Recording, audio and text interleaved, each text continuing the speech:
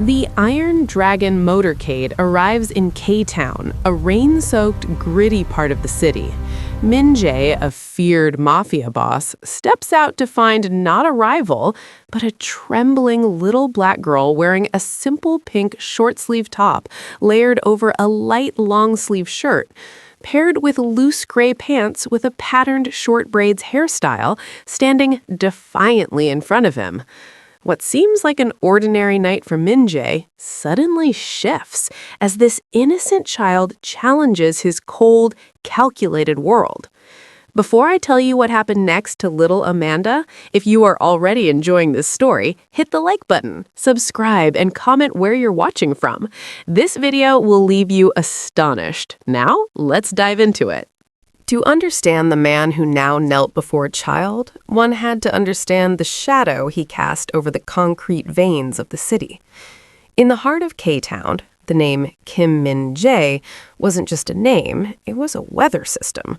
When he was calm, the markets thrived and the neon lights burned steady. When he was displeased, the very air seemed to thin, leaving people gasping for breath in the sudden silence of a street that had cleared in seconds. For 15 years, Min-jae had sat atop the Iron Dragon Syndicate, a throne built not on impulsive cruelty, but on the cold mathematical precision of profit. He was a man of expensive silk and sharp edges, a living contrast of ancient tradition and modern ruthlessness. Those who saw him in the dim light of his private clubs noticed the way his tailored black suits moved with him, smooth, silent, and imposing. But it was the ink that told the real story.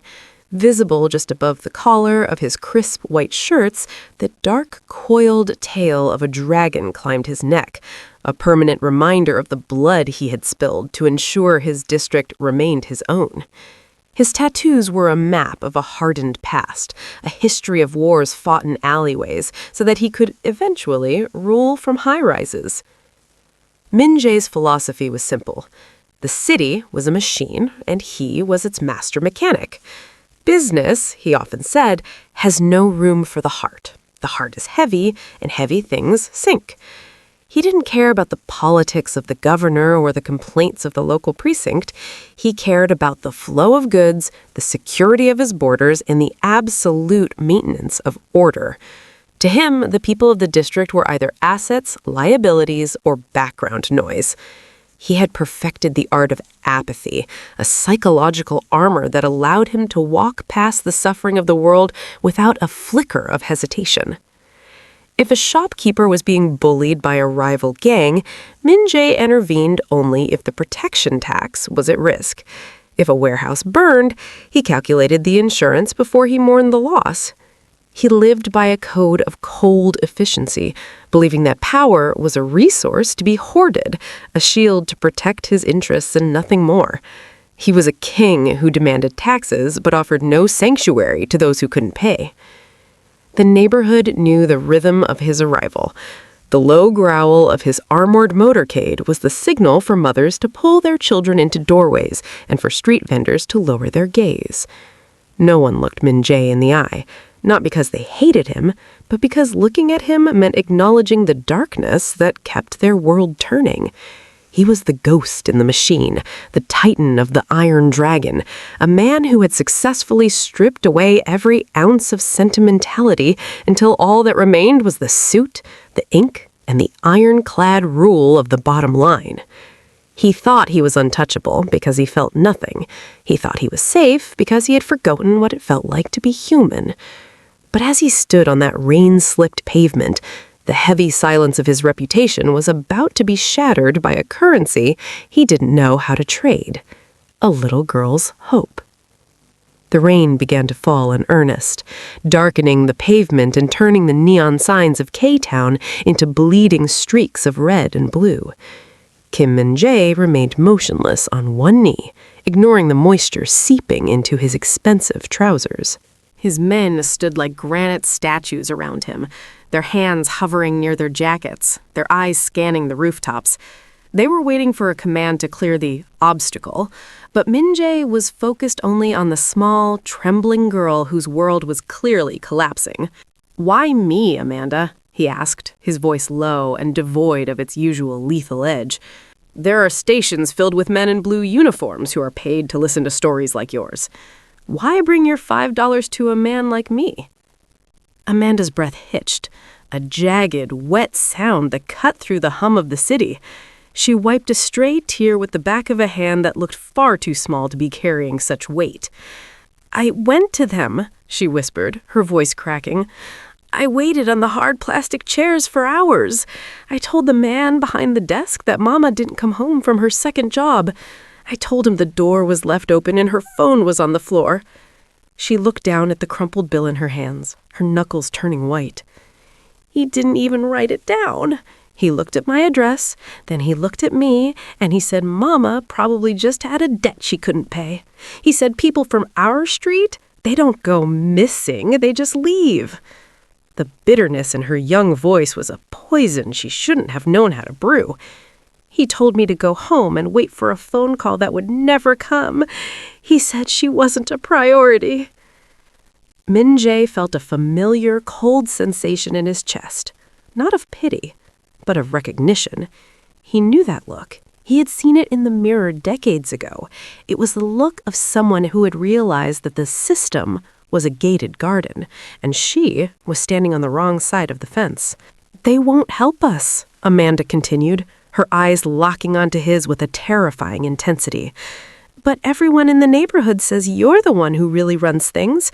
They say you're a monster, and that even the police are afraid of you." She leaned in, her small frame swaying in the wind. "The police told me my mom wasn't important enough to look for, but if you're a monster, then maybe you're the only one who can fight the people who took her. I don't need a hero. I need you." The admission hung in the damp air between them. Min-jae felt the $5 bill in his palm, thin, damp, and vibrating with the force of the girl's trembling hands. He looked at his men, who stood in their expensive coats, eyes cold and hearts hollowed out by years of business. Then he looked back at Amanda. Her braids were coming undone, and the white long-sleeve shirt under her pink top was stained with the gray slush of the city. She looked like a flickering candle in a hurricane, yet she was the only thing in the street that had any real light.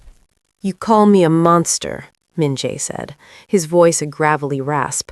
"You say I'm dangerous. Why would you want a man like me anywhere near your mother?" Amanda didn't flinch.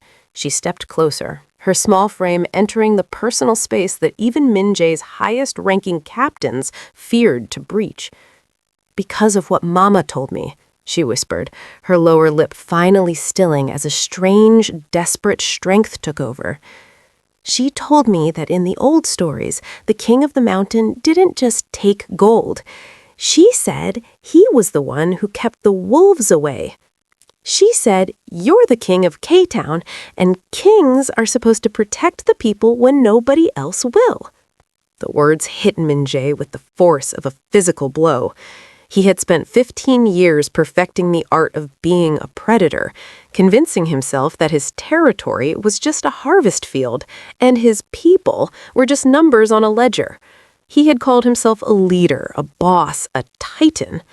But as he looked at this child, he realized the devastating truth. He wasn't a king. A king built walls to keep his subjects safe. Min-jae had built walls only to hide his loot. He hadn't been keeping the wolves away. He had simply been the biggest wolf in the pack. He thought of the shadow surgeons, the organ trafficking ring he had allowed to operate in the periphery of his vision because their business didn't overlap with his. He'd seen the black vans, he had heard the rumors of the disappeared, and he had done nothing because there was no profit in mercy. In the reflection of Amanda's tear-filled eyes, Min-jae saw himself for the first time in a decade. He didn't see a powerful man. He saw a bully in a tailored suit. He saw a man who had traded his soul for a kingdom of ash and fear. The realization broke something deep inside his chest, a structural failure of the ego that had protected him for so long. The Iron Dragon wasn't a protector, he was a parasite. "A king," Min-jae repeated, the word tasting like copper in his mouth. He looked at the $5 bill again. It wasn't a payment. It was a mirror. He slowly closed his fist over the money, not to pocket it, but to hold on to the only honest thing he had touched in years. He stood up, his height towering over the child once more, but the energy in the street had shifted. The predatory stillness was gone, replaced by a cold, focused heat. He turned to his lead captain, a man whose face went pale at the look in Min-jae's eyes. "Get the cars moving," Min-jae commanded, his voice vibrating with a new, terrifying purpose. "We aren't going to the meeting with the dock workers. We're going to find Obi Babel Rawlings, and God help anyone who stands in our way, because tonight I'm going to find out if I can still be the man this girl thinks I am." The black-on-black interior of the lead Cadillac was thick with a tension that usually preceded a hit. But today, it felt different, restless and frayed. As the motorcade pulled away from the rain-drenched corner where Amanda still stood, her small figure growing smaller in the rearview mirror, Min-jae's senior lieutenant, Han, finally broke the silence. Han had been with the Iron Dragon since the early days of the Warehouse Wars. He was a man of scars and ledger sheets, and to him, the girl was nothing more than a dangerous distraction. "Sir, with all due respect, we have the dock union heads waiting at the restaurant," Han said, his voice tight with controlled frustration. "The deal with the shipping routes is worth $3 million this quarter. We can't just walk away because a child handed you the price of a pack of cigarettes. If the other families hear that the Iron Dragon is doing pro bono detective work for residents of the projects, we look weak. We look like we've gone soft." The other men in the car shifted. The syndicate's code was built on a foundation of business above all. To break that code for a charity mission wasn't just a detour, it was a violation of the very logic that kept them alive. They lived by the rule that you never intervened unless there was a percentage to be gained. To them, Obi Bell Rawlings was a ghost, a liability that didn't belong on their balance sheet. Min-jae didn't answer immediately. He reached into his pocket and pulled out the $5 bill, smoothing it out against the fine leather of his seat.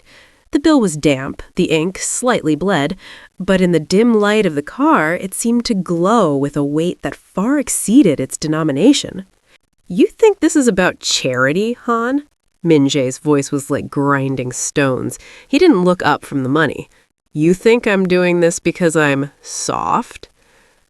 "I think the shadow surgeons pay us a significant neutrality fee to stay out of their clinics," Han countered, emboldened by the logic of the syndicate. "To move against them for a woman who has no influence, no money, and no connection to us?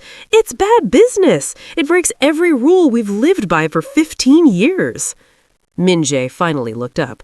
His eyes weren't filled with the usual cold calculation. They were burning with a dark, focused clarity. He reached for his suit jacket, a piece of armor he usually wore for galas in negotiations, and pulled it on, adjusting the cuffs with a lethal precision. "The code says we protect our territory," Min-jae said, his voice dropping to a whisper that commanded more fear than a shout. "If a group of butchers can snatch a mother from her home in daylight while I am the one running this city, then I don't own this territory. I'm just a landlord for criminals. We've been so busy counting their neutrality fees that we didn't notice they were stealing the one thing we actually trade in: respect." He leaned forward, his face inches from Han. The girl didn't ask for a hero. She asked for the king.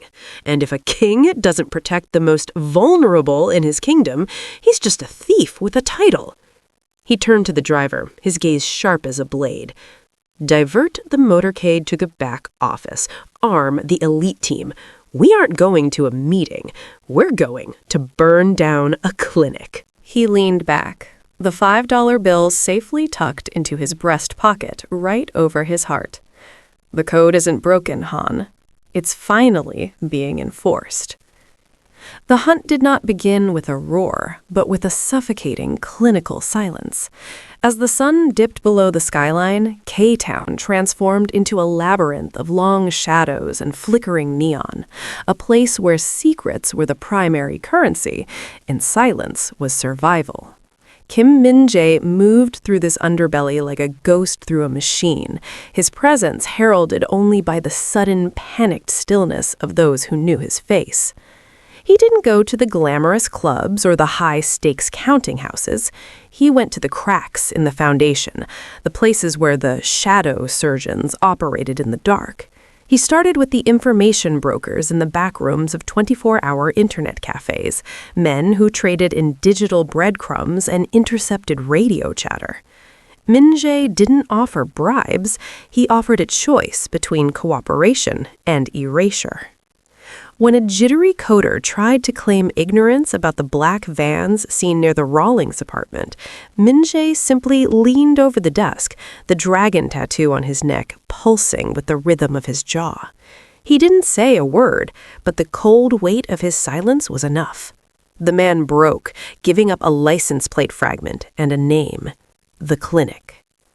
From there, the hunt accelerated. The motorcade moved through the industrial district, where the air tasted of salt and rusted iron.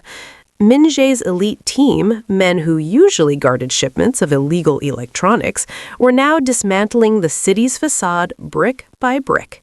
They raided a chop shop that served as a front for medical disposal, pulling a terrified foreman out from under a chassis.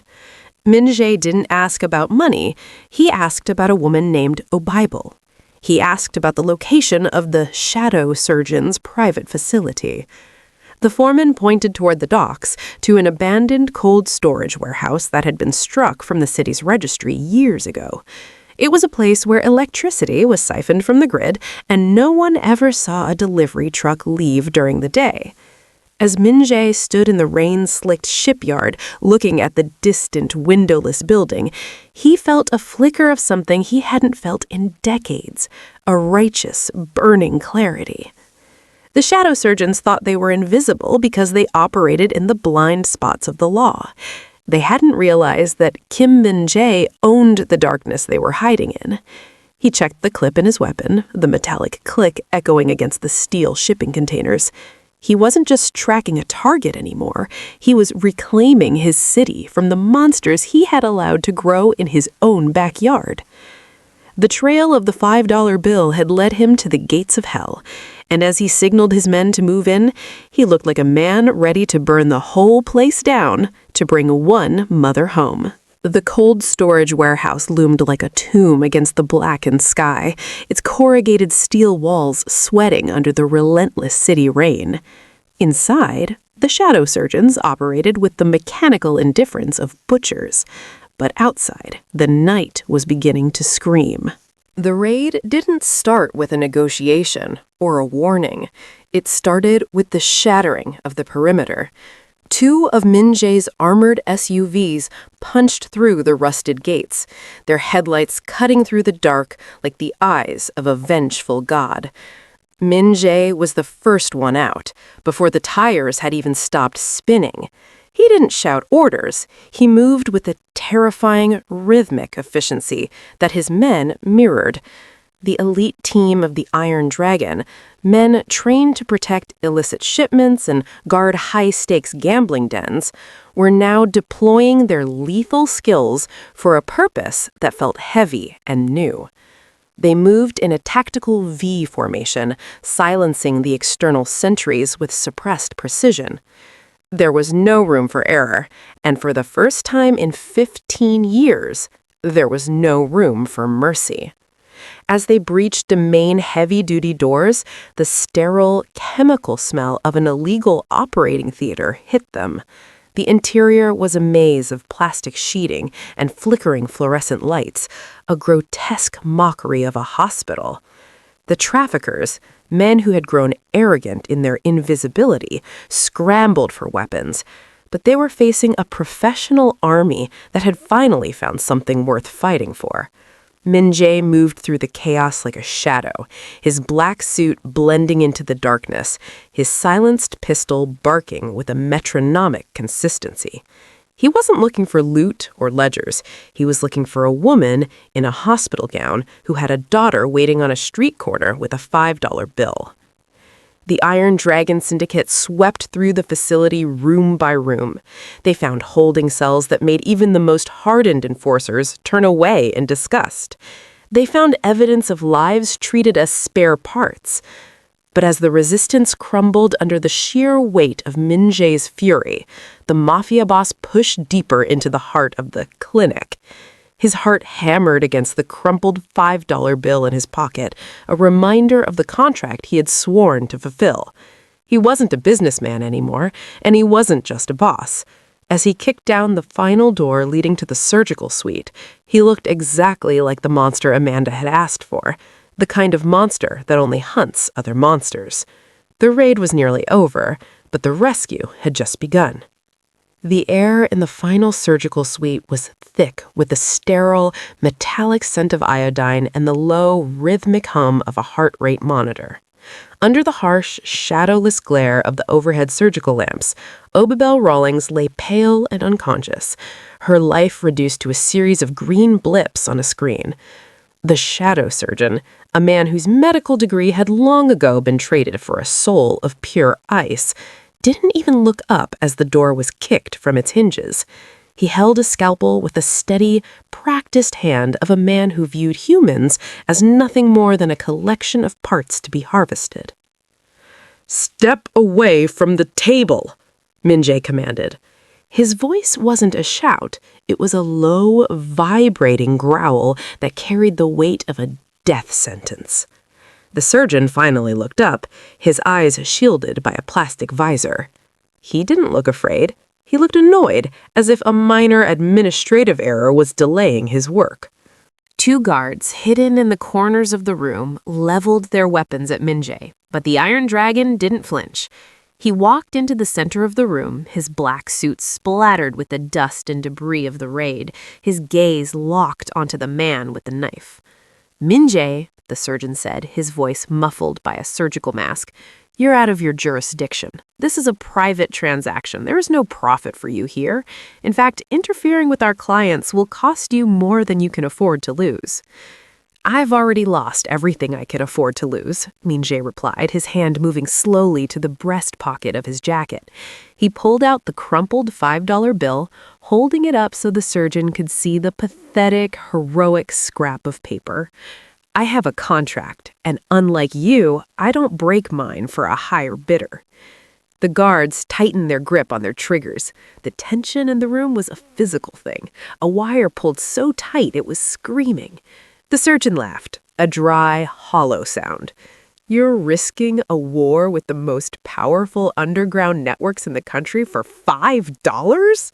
You've gone mad, Kim. You're a businessman. Think about the bottom line." "This is the bottom line," Min-jae said, stepping into the light of the surgical lamp. The dragon on his neck seemed to writhe as his pulse quickened. "You think you're a surgeon, but you're just a thief. You steal the one thing that doesn't belong to you, hope. And in my city, that carries a heavy tax." The surgeon made a move, reaching for a silent alarm under the table, but Min-jae was faster. A single muffled shot echoed in the sterile room, not from Min-jae's gun, but from Han, who had appeared in the doorway, his loyalty finally solidified by the sheer audacity of his boss's conviction. The surgeon's guards dropped before they could even blink. Min-jae didn't look at the fallen men. He walked to the side of the table and looked down at Obabel. She looked so much like Amanda, the same curve of the jaw, the same quiet dignity even in sleep. He reached out and touched her hand, finding a faint, steady pulse. The shadow surgeon backed into the corner, his scalpel clattering to the floor. "The surgery is canceled," Min-jae whispered, his eyes never leaving the woman on the table. "And your business is closed permanently." He turned to Han, his face a mask of iron. "Get her out of here. Carefully. If she so much as gets a scratch during the transport, I'll hold you personally responsible." He looked at the $5 bill one last time before tucking it away. The contract was almost fulfilled, but the price of justice was still being tallied. The heavy iron gates of the Iron Dragon's headquarters groaned as the motorcade pulled in, the headlights cutting through the early morning fog that clung to the K-Town streets. The storm had passed, leaving the air sharp and clean. Inside the lead car, the silence was no longer heavy with tension, but with the quiet, exhausted relief of a war won. Oba Bell sat in the back seat, wrapped in a plush wool blanket, her hand trembling as she gripped the door handle. She was safe, she was whole, but her eyes were fixed only on the sidewalk where a small, familiar figure stood waiting. Amanda hadn't moved. She was still in her pink top, her hair a little more frayed, her face smudged with the dust of a long, sleepless night. Beside her stood Han, who had been sent ahead to ensure her safety. When the car door opened, the reunion was a blur of motion, a small girl's cry of "Mama!"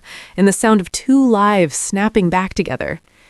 Min Jae stood by the car, watching as Obi Bell collapsed onto the pavement to pull her daughter into a crushing embrace. He watched the way Amanda buried her face in her mother's neck, the way the world seemed to shrink until only the two of them existed. For a moment, the king of K-Town felt like an intruder in his own domain. He adjusted his cuffs, the dragon tattoo on his neck partially hidden by his collar, and began to turn away toward the shadows of his office. He had done what he was hired to do. The business was concluded. "Mr. Min Jae!" He stopped. Amanda was running toward him, her small feet slapping against the damp concrete. She stopped just a foot away, breathless, her eyes shining with a light that made his expensive suit feel like lead. She reached out, her hand opened, expecting him to take the final payment. Min Jae reached into his breast pocket and pulled out the crumpled $5 bill. It was dry now, but the edges were still curled from the rain. He looked at the money, then at the girl who had believed he was a king when he was nothing but a ghost. Slowly, he reached out and took her small hand, but instead of taking the bill, he pressed it back into her palm, closing her fingers over it one by one. "Your contract is fulfilled, Amanda," he said, his voice a low, steady rumble that carried no trace of the monster he had been the day before. "But I have to pay you," she whispered, confused. "You saved her. You did what you said." Min Jae shook his head, a small, almost imperceptible smile touching the corner of his mouth. "In my world, we have a rule. When a job is done this well, the client gets a refund." He leaned down, meeting her eye level one last time. "Keep the $5. Use it for your mother's dinner tonight. She's had a long day, and she needs to know her daughter is a woman of her word."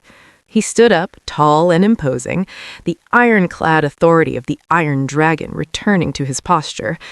But as he watched Amanda walk back to her mother, clutching the $5 bill like a medal of honor, Min Jae realized he was the one who had been paid. He had traded $5 for the reminder that he wasn't just a predator in a suit. He had bought back his soul, and for the first time in 15 years, the dead felt settled. 10 years passed, and the ink on the maps of K-Town began to tell a different story. The neon lights still buzzed with the same electric energy, but the shadows they cast were no longer predatory. The district had transformed from a hunting ground into a sanctuary, a change that many attributed to a shift in the Iron Dragon himself. Kim Min Jae was older now, the dragon on his neck slightly faded, but more respected than ever. He had realized that a true king doesn't rule through the silence of the dead, but through the loyalty of the living. Under his watch, the black vans of the organ traffickers had become a dark myth of the past, and the neutrality fees had been replaced by a fierce, protective guardianship of every alleyway and playground. Every year, on the anniversary of the night the rain-slicked pavement met a $5 bill, Min Jae sat in his favorite corner of a quiet, traditional tea house. He watched the neighborhood through the steam of his cup, seeing shopkeepers open their doors without checking over their shoulders, and children playing until the street lamps flickered to life. The city was still tough, and he was still a man of iron, but the cold apathy that once defined him had been replaced by a quiet, burning purpose. A young woman walked into the tea house, her movements confident and her posture upright. She didn't look like the emotionally collapsed child from the street corner, but the light in her eyes was unmistakable. Amanda Rawlings had grown into a woman who carried herself with the dignity of someone who knew her worth. She had graduated university, her tuition quietly seen to by an anonymous scholarship fund that shared the same bank origin as the Iron Dragon's private accounts. She was a teacher now, spending her days ensuring that the next generation of K-Town's children had the tools to build a world where they wouldn't need to hire monsters. She didn't approach Min-jae's table. They never spoke on this day. The unspoken bond they shared was too heavy for small talk. Instead, she walked to the counter and handed the elderly proprietor a small, plain envelope. Inside, as there was every year, was a crisp $5 bill and a short handwritten note. For the next kid who needs a king. After she left, the proprietor brought the envelope to Min-jae. He opened it, his large, scarred fingers handling the paper with a delicacy that would have shocked his younger self. He didn't put the money in his wallet. Instead, he walked to the back of the tea house where a small wooden box sat on a high shelf. It was filled with similar bills, a growing treasury of hope. Min-jae looked out at the bustling street, the $5 bill held firmly in his hand. He understood now that his greatest legacy wasn't the territory he had conquered or the wealth he had amassed. It was the fact that in this corner of the world, a little girl's plea had been enough to stop an empire. He was still the Iron Dragon, but he finally understood what he was truly protecting. As long as those $5 bills kept coming, he knew that the heart of K-Town would never go cold again. The contract was never truly over. It was just being passed on, one act of courage at a time.